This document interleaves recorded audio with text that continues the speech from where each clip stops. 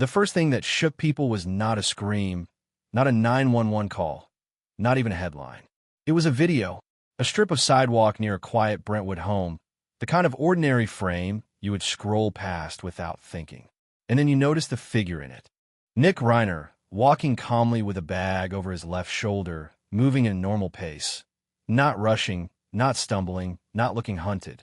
The camera does not show violence. It shows routine. And that is exactly why it feels so unsettling. Because when a tragedy is this big, the mind expects the body to betray it. You expect panic in the posture. You expect a frantic glance over the shoulder. You expect something that screams something is wrong. Instead, the footage shows a man who could be heading to a coffee shop, to a corner store, to nowhere in particular. And this quiet normality becomes the opening wound of the story, because it forces one unbearable question into the public's mouth. How could someone look that composed so close to what investigators would later describe as a nightmare? 5 days after the deaths of Rob Reiner and his wife, Michele Singer Reiner, the details began to spill out in pieces, each one colder than the last. A preliminary forensic description, the suggestion of multiple severe injuries, the emphasis on a deep wound across the neck, a phrase reported as chilling, and the implication that the act was not a single flash of rage, but something sustained. In the public imagination, the Reiner home had been a symbol of Hollywood stability, a place where success looked warm and safe and human. That image collapsed the moment the story shifted from celebrity news to crime reporting. Investigators began building a timeline that felt like a slow tightening rope. The alleged window of the attack, sometime after midnight and before morning. No forced entry, no broken locks, no mast stranger. The person accused did not need to break in because he knew the house, the rooms, the angles, the silence. Then came the movement afterward, the part that made the case feel almost unreal. Reports described Nick leaving in eerie calm, checking into a hotel in Santa Monica in the early hours, staying in a modest room while the world, still asleep, had no idea what was waiting inside that Brentwood bedroom. Later that day, the discovery was made when someone arrived for an appointment and received only silence. A door that would not open, a worry that turned into dread, a phone call, then another, and then the moment the house became a scene. But the public could not stop replaying the same contradiction. The footage, the bag on the shoulder, the steady walk. Even later, surveillance would reportedly capture him buying a sports drink, scanning the area, restless but composed enough to finish the transaction, and then surrendering without resistance when officers approached. In a story full of horror, the calm became its own horror. Because it did not look like chaos. It looked like control. And once that idea takes hold, it is hard to pull it out of the mind. As investigators began to reconstruct the hours surrounding the deaths, the story shifted from shock to something colder and more methodical. This was no longer just about what happened, but when, how, and under what conditions it could have unfolded without interruption. According to early reporting, the critical window stretched from sometime after midnight into the early morning hours, a period when the Reiner home would have been quiet, predictable, and sealed off from the outside world. That detail matters because in cases like this, silence is not accidental. It creates opportunity. And opportunity, when paired with access, becomes the backbone of a prosecution narrative. Authorities emphasized there were no signs of forced entry. Doors were not kicked in. Windows were not shattered. There was no evidence of a struggle at the threshold. That absence speaks loudly. Whoever entered the master bedroom did so without resistance at the door, without alerting neighbors, without triggering alarms. The person accused did not need to learn the layout or guess the routines. He already knew them. The bedroom, the hallways, the timing of sleep, even the subtle sounds of the house settling at night were familiar territory. In criminal investigations, familiarity strips away coincidence. It turns speculation into structure. The alleged sequence described in media reports paints a grim picture. Rob and Michele Reiner are believed to have been in their bedroom, possibly asleep, when the attack began. If that is proven, It reframes the entire event as a total invasion of the most private space a person has. Experts quoted in coverage explained that violence at such close range, especially involving repeated injuries, requires proximity, physical control, and sustained effort. This is not a distant act. It is not abstract. It is intimate in the most terrifying way. That intimacy is what makes the timeline so disturbing, because it suggests a prolonged moment rather than a split second. After the alleged attack, the timeline does something unexpected.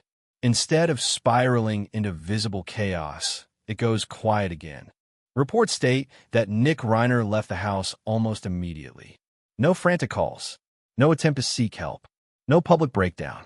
Instead, the next confirmed point on the timeline places him at a hotel in Santa Monica around 4 in the morning.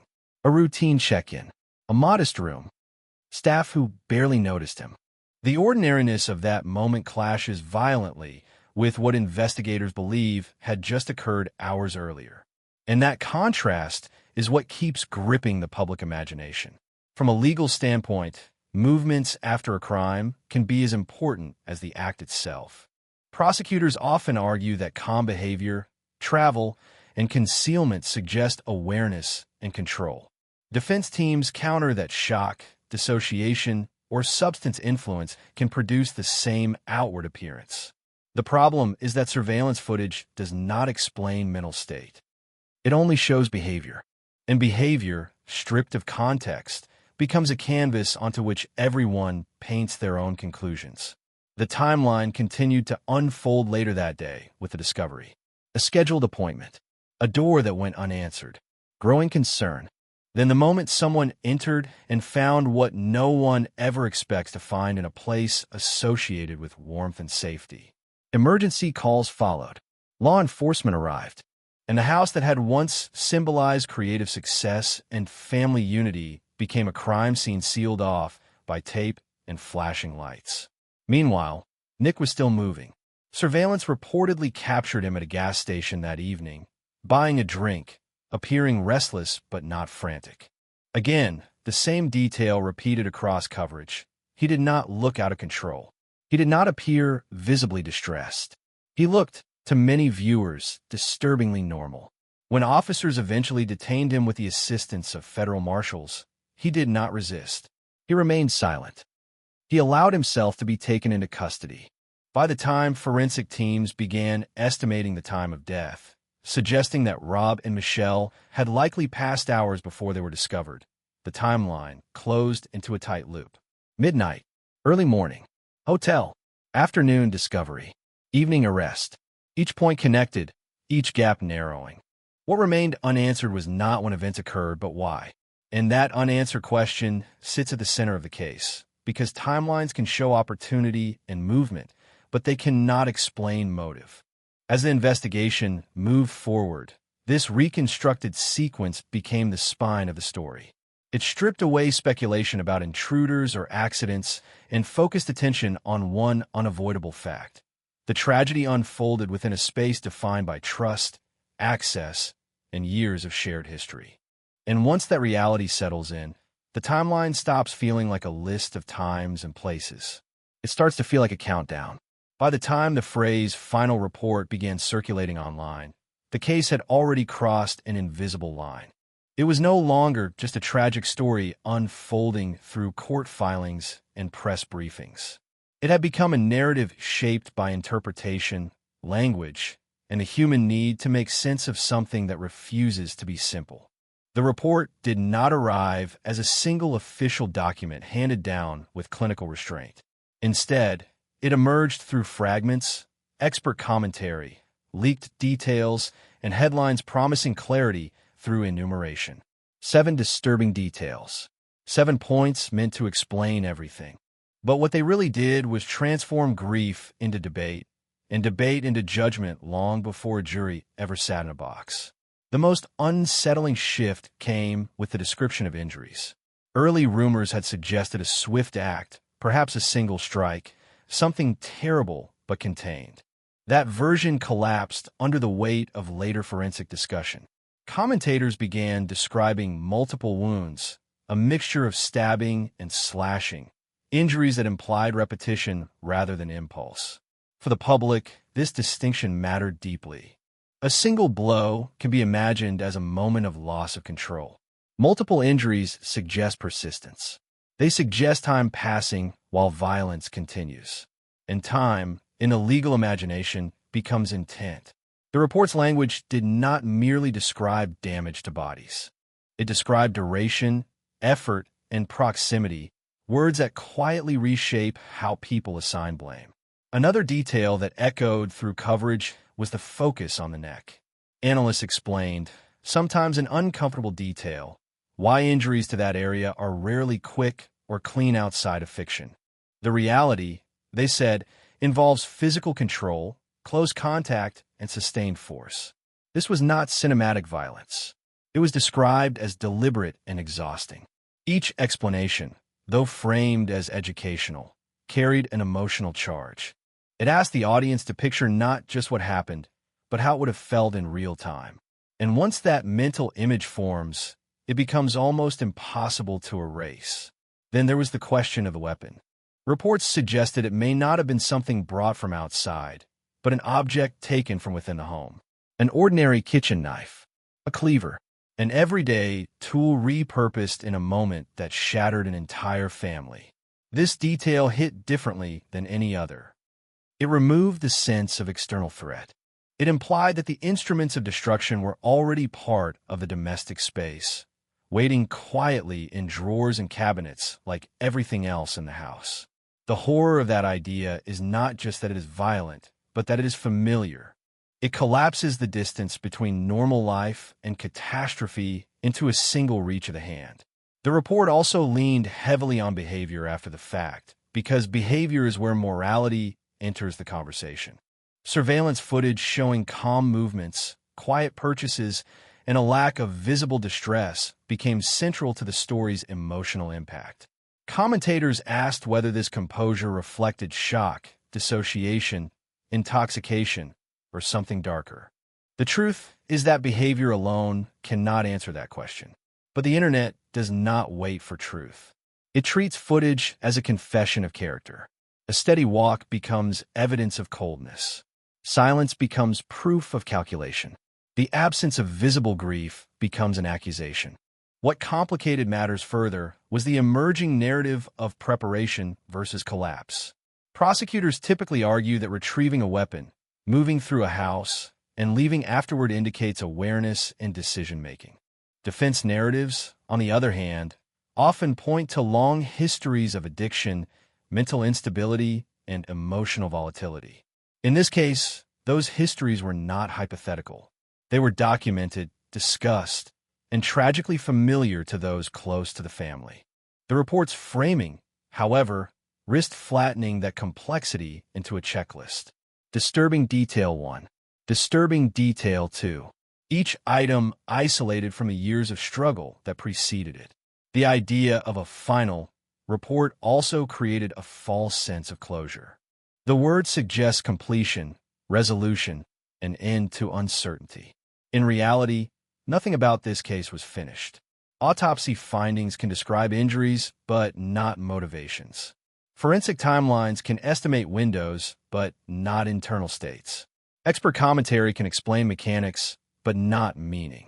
Yet the label itself encouraged people to treat speculation as conclusion. Once something is called final, disagreement feels like denial. Perhaps the most volatile element of the report was its implicit moral challenge. If the injuries were sustained and deliberate, if the behavior afterward was calm, if access and familiarity were undeniable, then where does sympathy belong? With the victims, unquestionably.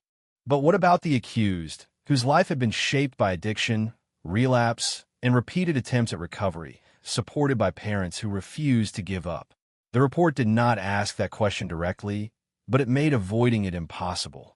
It forced the public to confront the uncomfortable truth that tragedy does not always arrive in neat categories of villain and victim. Sometimes it arrives wearing the face of someone who was once protected, forgiven, and loved beyond measure. As the story spread, another tension emerged, the tension between education and spectacle. Forensic experts explained wound patterns to help audiences understand why certain charges might apply. Legal analysts discussed intent to clarify possible outcomes. But each explanation also fed a growing appetite for detail. Viewers wanted to know more, to see more, to understand every inch of the scene. At some point, understanding risks turning into consumption. The report, intentionally or not, sat right on that line. In the end, the 7 disturbing details did not resolve anything. They deepened the wound. They shifted the narrative from shock to scrutiny, from mourning to moral accounting. They made the case feel less like a private family tragedy and more like a public referendum on responsibility, privilege, and the limits of compassion. And as the legal process moved forward, one truth became increasingly clear. No report, no matter how detailed, could answer the question that haunted everyone watching. At what point does love fail to protect? And when it does, who is left to carry the weight of what follows? As the investigation moved from forensic speculation to legal reality, the focus shifted in a way that often ignites public outrage faster than any crime scene detail. Money entered the conversation, and once money appears, sympathy fractures. Reports revealed that Nick Reiner had retained one of the most powerful defense attorneys in the country, a name associated with elite strategy, high-profile cases, and staggering legal fees. Immediately, the question followed with almost ritual certainty. How could someone with no steady career afford this kind of defense? That single question transformed the story again, pulling it away from grief and toward moral judgment.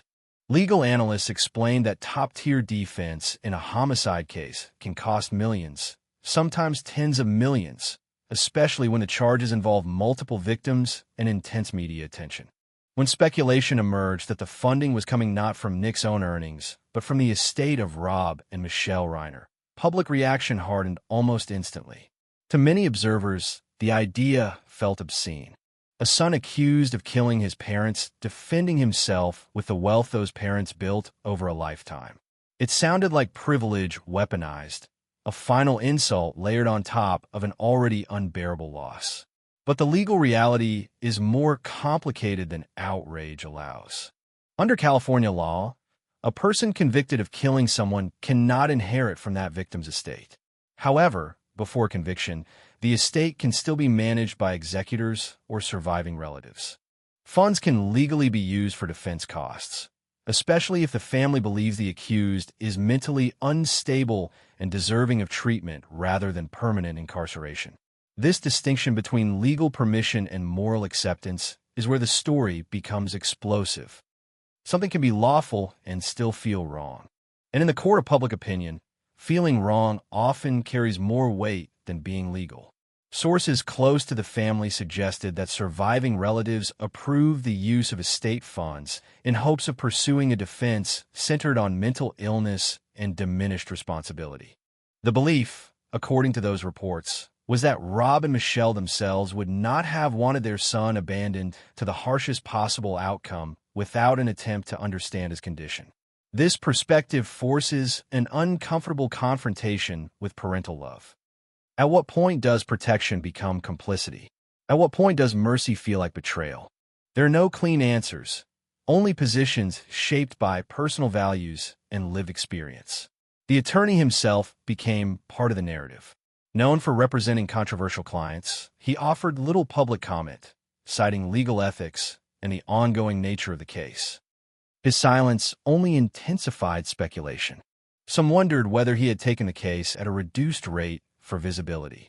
Others suspected behind-the-scenes negotiations.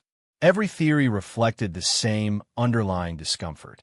When power, money, and violence intersect, people instinctively fear that justice will bend. As Nick made his first courtroom appearance, the optics mattered as much as the words spoken. Dressed in a standard jail uniform, standing quietly beside a high-powered lawyer, he appeared less like a monstrous figure and more like a fallen one. The judge's voice was procedural. The questions were technical. When Nick waived his right to a speedy trial, his response was calm, nearly emotionless. To some viewers, That calm reinforced suspicion. To others, it looked like emotional exhaustion or chemical flattening after years of addiction and treatment. Once again, the same behavior generated opposite conclusions depending on who was watching. The court granted a delay in formal arraignment, allowing time for the defense to evaluate strategy. That delay did more than slow the legal process. It extended the public's uncertainty. Without a plea, there was no narrative anchor. No admission, no denial, just a pause filled with speculation. During that pause, attention turned sharply to Nick's history. Years of addiction, repeated rehab attempts, cycles of hope and relapse, violent outbursts during periods of instability, near-death experiences from overdoses. Each detail resurfaced, not as context, but as ammunition for competing stories.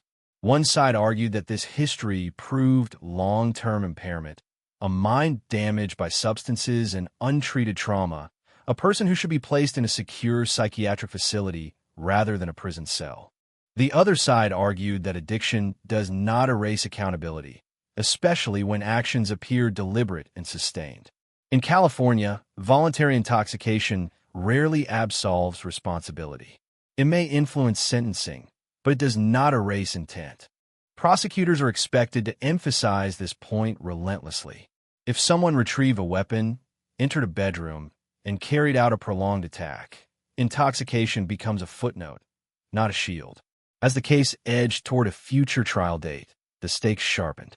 If convicted of first-degree homicide with special circumstances, Nick could face life without parole. Even lesser outcomes still imply decades behind bars. The defense faces the nearly impossible task of humanizing a man accused of an act the public finds almost unforgivable, while also navigating a narrative saturated with privilege and outrage. Every decision, every filing, every silence will be scrutinized not just for legal merit, but for moral tone. This is where the story stops being only about what happened inside a bedroom and becomes about how society responds to tragedy when wealth and access are involved. Would the reaction be different if this family were unknown? If the house were smaller? If the lawyer were court-appointed? These questions hover uncomfortably over the case. They do not change the facts, but they shape perception. In the end, the money and the lawyer did not resolve anything. They deepen the fracture. They force the public to confront the uneasy reality that justice operates within a system shaped by resources, relationships, and human choices. And as the case moves forward, that moral tension will remain unresolved, because no verdict can fully answer the question at the heart of it all. How do you balance compassion for a broken person against accountability for an irreversible act, especially when the people harmed were the very ones who tried to save him? As the legal battle loomed ahead, attention inevitably turned backward, not to excuse what allegedly happened, but to understand how a life surrounded by opportunity, protection, and relentless support could still spiral toward catastrophe. Nick Reiner's history with addiction was not a footnote added after the fact.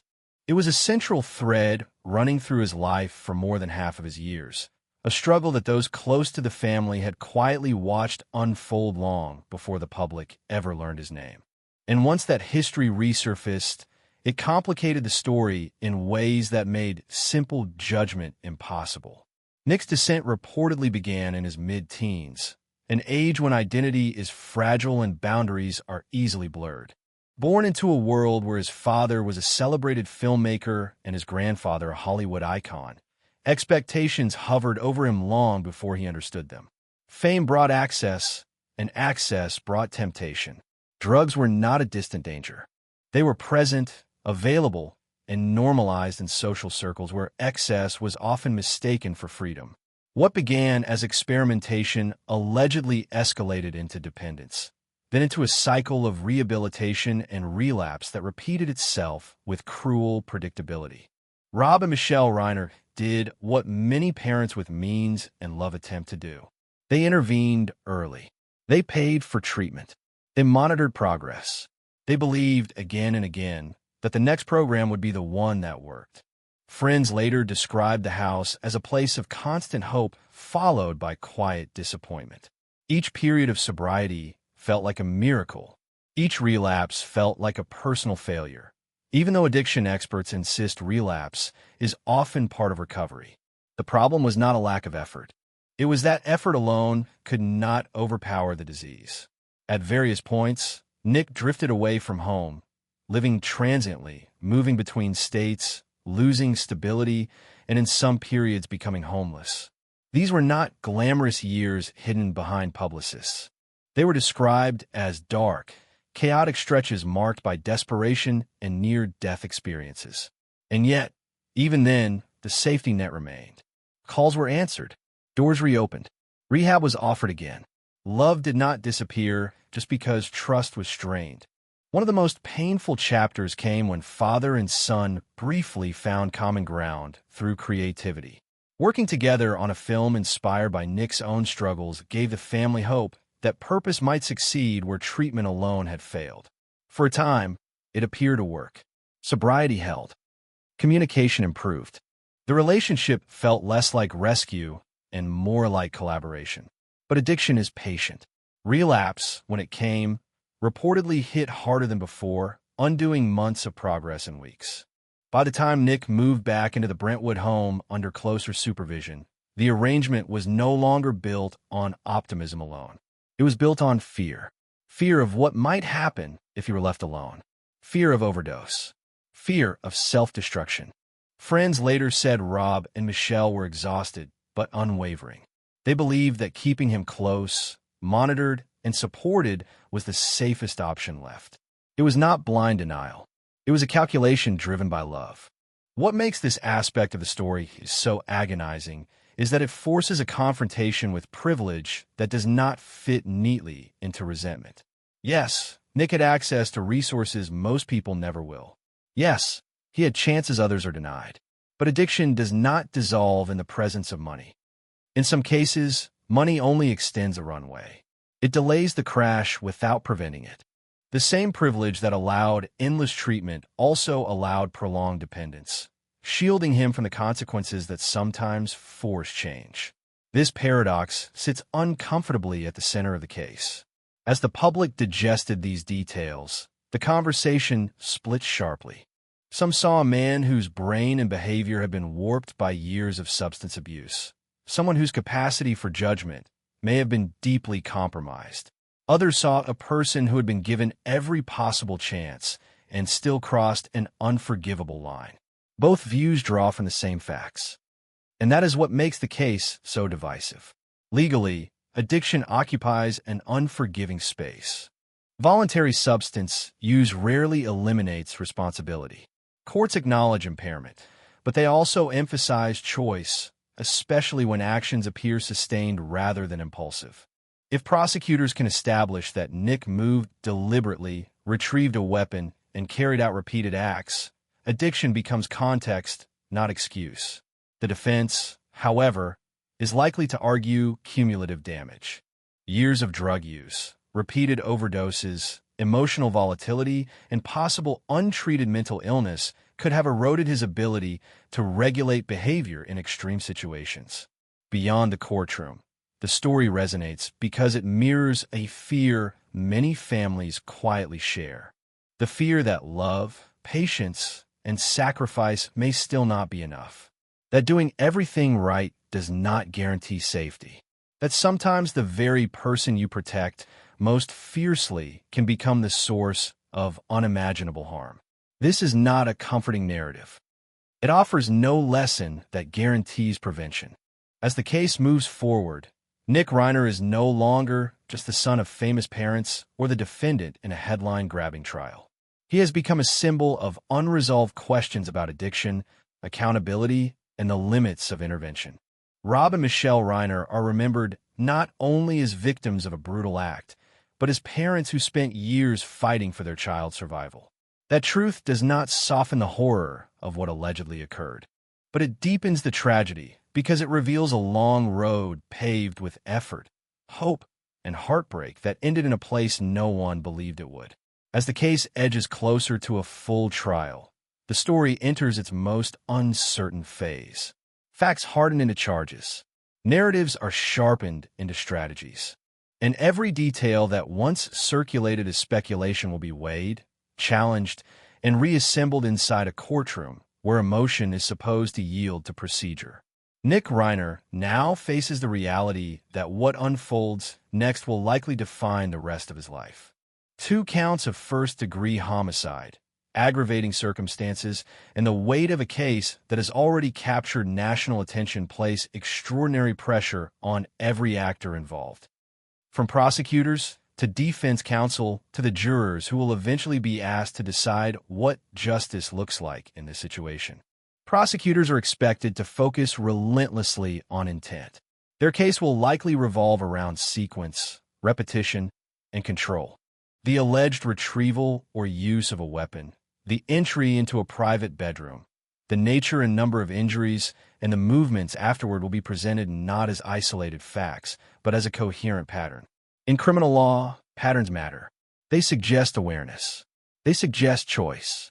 And when violence appears sustained rather than momentary, the argument for premeditation becomes stronger.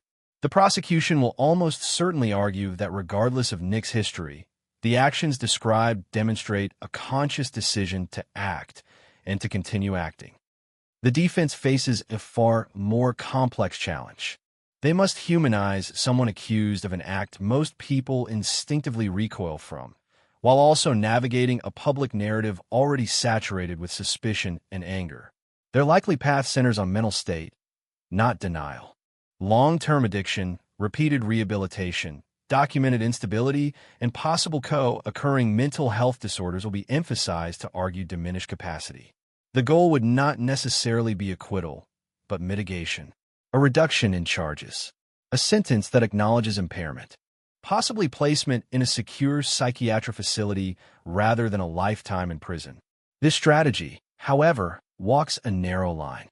Juries are often skeptical of addiction-based offenses, particularly when victims are elderly and the accused is physically capable. Voluntary intoxication rarely excuses violent crime under California law. At best, it can influence how intent is interpreted. And even that influence is limited when evidence suggests planning or follow-through. The defense must therefore persuade jurors not only that Nick was impaired, but that his impairment fundamentally altered his ability to form intent in that moment. That is an extraordinarily high bar. Adding to the complexity is the public profile of the victims. Rob Reiner was not just a private citizen. He was a cultural figure whose work touched generations. Michele Singer Reiner was known for her creative contributions and personal warmth. Their names carry emotional weight, and that weight will be present in the courtroom even if unspoken. Jurors are instructed to ignore fame, but they are still human. They will see photographs, hear testimony from friends, possibly even from well-known figures who intersected with the family's life. Each voice will add gravity to the loss, and gravity tends to pull judgments in a particular direction. The defense may also face an uphill battle when addressing behavior after the alleged crime.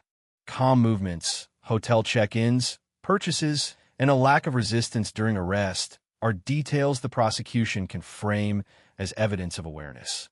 The defense will counter with explanations rooted in shock, dissociation, medication, or substance effects. But again, explanations are not proof.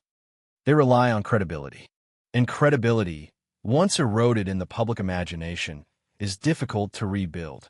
Beyond the legal strategies lies a deeper tension that no judge can resolve. This case forces society to confront how it understands responsibility in the context of long-term illness. Addiction is widely recognized as a disease, yet the law still operates on principles of choice and consequence. Where those frameworks collide, outcomes often feel unsatisfying to everyone involved. A harsh sentence may feel just to some and cruel to others. A mitigated outcome may feel compassionate to some and insulting to others. There is no resolution that restores what was lost. As the trial approaches, the question many people keep asking is not what sentence Nick Reiner might face, but what this case says about prevention. Were there warning signs that could have been acted on differently? Was keeping him close the safest option or a tragic miscalculation? Could any intervention have altered the outcome? These questions are natural, but they risk implying that responsibility can be redistributed backward in time. In reality, hindsight offers clarity without solutions. The legal process will eventually deliver a verdict. It will assign guilt or innocence within defined boundaries. It will impose a sentence aligned with statutes and precedent.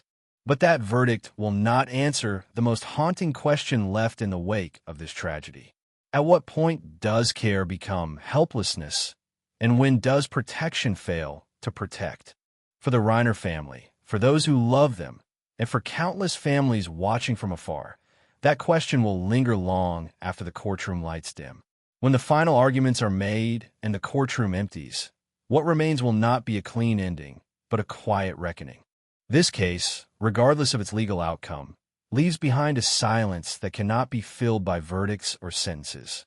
It is the silence of a home that once held laughter and effort and hope, now remembered for a single night that erased decades of love. For the public, the story may eventually move on, replaced by newer headlines and fresher tragedies. For those closest to it, time will not move so easily. Rob and Michele Reiner are remembered not only for what they contributed to film and art, but for the years they spent trying to save their son. That truth sits uncomfortably beside the allegations that now define the case. It forces a recognition that devotion does not guarantee safety, and that persistence does not always lead to healing. The story refuses to resolve into a moral lesson because any lesson would feel dishonest. There is no formula that could have guaranteed a different ending. There is only a series of choices made under pressure, guided by fear, love, and exhaustion. Nick Reiner, too, becomes more than a defendant number. He becomes a reminder of how addiction can hollow out identity until even those closest cannot recognize what remains. To some, he will always be the embodiment of wasted privilege and unforgivable violence. To others, he will be a tragic figure shaped by illness, enabled by resources, and ultimately consumed by both. These interpretations will continue to collide because they are built from the same facts viewed through different lenses. What makes this case linger is not its brutality alone, but its intimacy. This was not a random act. It was not a stranger's crime. It unfolded within the tightest circle of trust, inside a space defined by care and familiarity. That is what unsettles people most. It challenges the comforting belief that danger always comes from outside, that love is a shield strong enough to hold back every storm. As conversations around mental health, addiction, and accountability continue, this story will likely be referenced as a warning, a failure, or a tragedy without precedent. But even that risks simplifying something that resists simplification. Systems can improve. Support can expand. Awareness can grow. And still, there will be cases that slip through every safeguard. In the end, the Reiner case leaves the public with no satisfying resolution, only a sober reminder. Human lives are fragile, even when surrounded by success and care. Love can fight tirelessly and still lose. And when it does, the aftermath is not clarity, but questions that echo long after the cameras are gone. What responsibility means, where compassion should end, and how far society is willing to go to understand pain without excusing harm are debates that will outlive this trial. The story closes not with certainty, but with an uneasy pause, asking each person watching to decide what justice truly looks like when there are no winners left.